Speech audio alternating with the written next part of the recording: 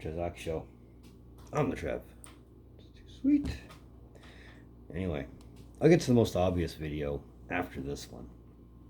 I have to get this one out of the way as a formality. Just because I've done every other one, I do have to talk about this one. So, earlier in the day, the finalists for the Jim Gregory General Manager of the Year Award were announced. There's a lot to say in a short breath. And the beauty of this year is it's all multi-time finalists. These guys have all been nominated for this award before, but only one of them has won it once. So we could potentially see another two-time winner, which is rare with this one, but see how it goes on draft day. Let's talk about it. So as we always do, the Jim Gregory General Manager of the Year Award is presented annually to the general manager who, as it says, best excelled at his role during the regular season, and is voted on by the league's general managers, a panel of NHL executives, as well as print and broadcast media during the second round of the Stanley Cup playoffs. So, in a sense, the winner's kind of already known, but we don't know yet. But it's not a bad crop of finalists to choose from, with your first finalist being Jim Nill, who's been in his position for 10 years with the Dallas Stars. And he started off the season in a rough way, if you want to put it that way. Starting it off with hiring Pete DeBoer, which I'm pretty sure we've talked about if we have the links up there.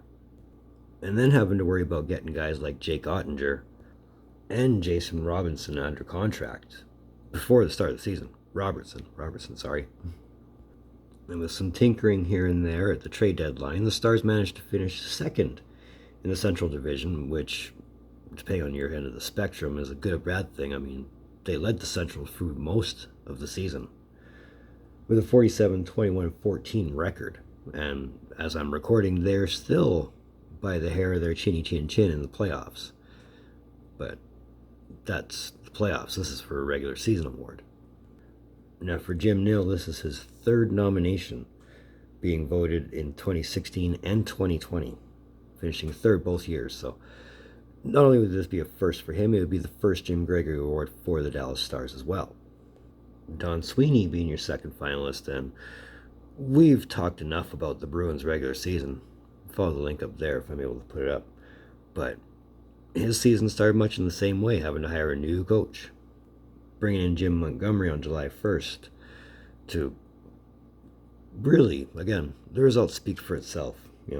65 wins, 135 points, both league records. I've talked at length about it, but there's more. He was able to re-sign the captain, which I think was a huge part of the season. He re-signed David Krejci after Krejci went home for a year, and managed to re-sign Pasternak long-term, which I think is a huge relief in Boston, considering he would have been scooped up on day one in free agency when his contract expired. Now, as mentioned, Sweeney is the only award winner in this batch of finalists, winning the award in 2019. So not only would it be a second award for him and a second Jim Gregory Award for the Bruins, but it would put him as the only other GM to win it more than one time, as Lou Lamoriello is the only two-time winner in this award's history. And then your third finalist being Bill Zito of the Florida Panthers. Now, Zito's only in his third season as Panthers GM. If you can believe that. I actually thought he'd been there longer, but this is only his third season. And much like the previous two finalists, he started off the season looking for a new coach, having hired Paul Maurice instead of going in-house and removing the intern tag from Andrew Burnett, which, in retrospect, has paid off dividends as I'm recording this. They're on their way to the Stanley Cup final, which we'll talk about briefly.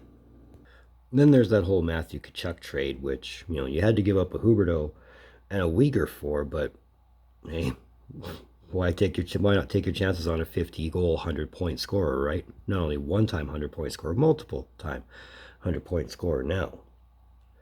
And yeah, it's paid off well. But I think also what's worked well for Zito is a lot of the core from last year's President's Trophy team is still in place. Now, for Zito, this is his second nomination, as he was a finalist in 2021 when he finished third for the award. But in a nutshell, there's your finalists. So let's try and pick one out of all this.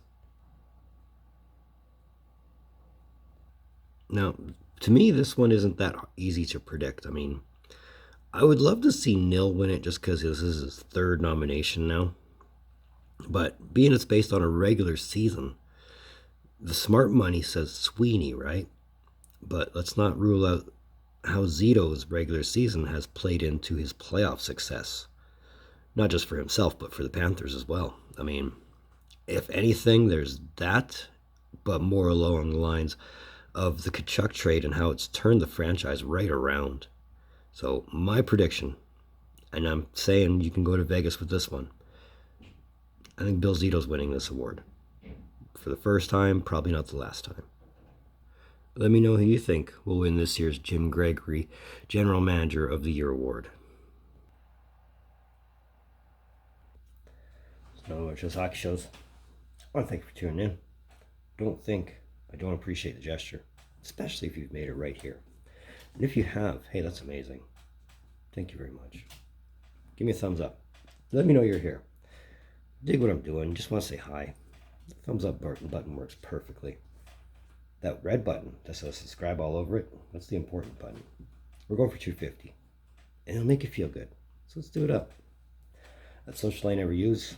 It's in the description down below. So moving forward, I do have an award video to make. So there's that. But in the meantime, in between time, go look for videos from Trev. Later.